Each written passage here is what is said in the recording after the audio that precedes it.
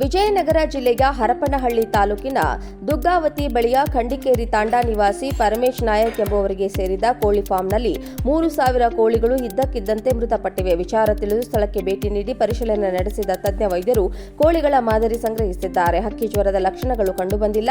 ವಿಷಪೂರಿತ ಆಹಾರ ಸೇವಿಸಿರುವ ಶಂಕೆ ವ್ಯಕ್ತವಾಗಿದೆ. ಮಾದರಿ ಸಂಗ್ರಹಿಸಲಾಗಿದ್ದು ಕೋಳಿಗಳ ಸಾವಿಗೆ ನಿಖರ ಕಾರಣ ಪತ್ತೆಗೆ ಕ್ರಮ ಕೈಗೊಳ್ಳುತ್ತೇವೆ ಎಂದು ತಜ್ಞ ವೈದ್ಯರು ಹೇಳಿದ್ದಾರೆ. ಯುವಕ ಪರಮೇಶ್ ನಾಯಕ್ 3 ತಿಂಗಳ ಹಿಂದೆಯಷ್ಟೇ ಕೋಳಿ ಫಾರ್ಮ್ ಆರಂಭಿಸಿದ್ರು. ಇದೀಗ ಇದ್ದಕ್ಕಿದ್ದಂತೆ 3,000 ಕೋಳಿ ಮೃತಪಟ್ಟಿದ್ದು ಆತಂಕ ಶುರುವಾಗಿದೆ. ಕೋಳಿ ಫಾರ್ಮ್ ಆರಂಭಿಸಿ ಸ್ವಾವಲಂಬಿಕ ಬದುಕು ನಡೆಸಲು ಮುಂದಾಗಿದ್ದ ಯುವಕ ಕೋಳಿಗಳ ಸಾವಿನಿಂದ ಶಾಕ್ ಆಗಿದ್ದಾರೆ. ವಿಜಯನಗರ ಜಿಲ್ಲೆಯ ಹರಪನಹಳ್ಳಿ ತಾಲೂಕಿನ ದುಗ್ಗಾವತಿ ಬಳಿಯ ಖಂಡಿಕೇರಿ ತಾಂಡಾ ನಿವಾಸಿ ಪರಮೇಶ್ ನಾಯಕ್ ಎಂಬುವರಿಗೆ ಸೇರಿದ ಕೋಳಿ ಫಾರ್ಮ್ನಲ್ಲಿ 3,000 ಕೋಳಿಗಳು ಇದ್ದಕ್ಕಿದ್ದಂತೆ ಮೃತಪಟ್ಟಿವೆ. ವಿಚಾರ ತಿಳಿದು ಸ್ಥಳಕ್ಕೆ ಭೇಟಿ ನೀಡಿ ಪರಿಶೀಲನೆ ನಡೆಸಿದ ತಜ್ಞ ವೈದ್ಯರು ಕೋಳಿಗಳ ಮಾದರಿ ಸಂಗ್ರಹಿಸಿದ್ದಾರೆ. ಹಕ್ಕಿ ಜ್ವರದ ಲಕ್ಷಣಗಳು ಕಂಡುಬಂದಿಲ್ಲ. ವಿಷಪೂರಿತ ಆಹಾರ ಸೇವಿಸಿರುವ ಶಂಕೆ ವ್ಯಕ್ತವಾಗಿದೆ.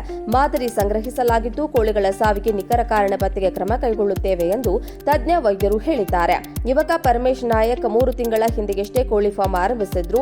ಇದೀಗ ಇದ್ದಕ್ಕಿದ್ದಂತೆ 3,000 ಕೋಳಿ ಮೃತಪಟ್ಟಿದ್ದು ಆತಂಕ ಶುರುವಾಗಿದೆ. ಕೋಳಿ ಫಾರ್ಮ್ ಆರಂಭಿಸಿ ಸ್ವಾವಲಂಬಿಕ ಬದುಕು ನಡೆಸಲು ಮುಂದಾಗಿದ್ದ ಯುವಕ ಕೋಳಿಗಳ ಸಾವಿನಿಂದ ಶಾಕ್ ಆಗಿದ್ದಾರೆ.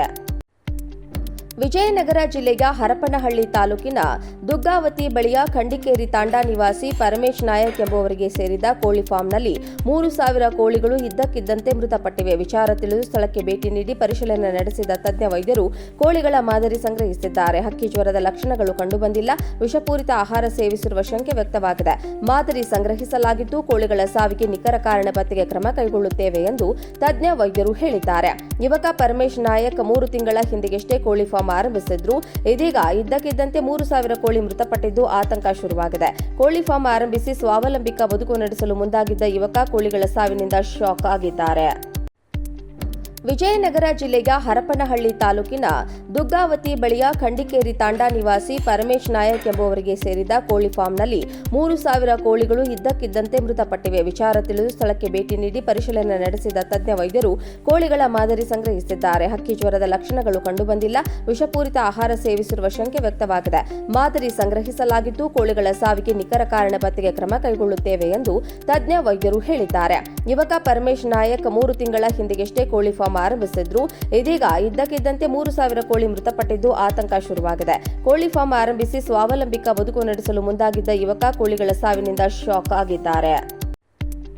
ವಿಜಯನಗರ ಜಿಲ್ಲೆಯ ಹರಪನಹಳ್ಳಿ ತಾಲೂಕಿನ ದುಗ್ಗಾವತಿ ಬಳಿಯ ಖಂಡಿಕೇರಿ ತಾಂಡಾ ನಿವಾಸಿ ಪರಮೇಶ್ ನಾಯಕ್ ಎಂಬುವರಿಗೆ ಸೇರಿದ ಕೋಳಿ ಫಾರ್ಮ್ನಲ್ಲಿ 3,000 ಕೋಳಿಗಳು ಇದ್ದಕ್ಕಿದ್ದಂತೆ ಮೃತಪಟ್ಟಿವೆ. ವಿಚಾರ ತಿಳಿದು ಸ್ಥಳಕ್ಕೆ ಭೇಟಿ ನೀಡಿ ಪರಿಶೀಲನೆ ನಡೆಸಿದ ತಜ್ಞ ವೈದ್ಯರು ಕೋಳಿಗಳ ಮಾದರಿ ಸಂಗ್ರಹಿಸಿದ್ದಾರೆ. ಹಕ್ಕಿ ಜ್ವರದ ಲಕ್ಷಣಗಳು ಕಂಡುಬಂದಿಲ್ಲ.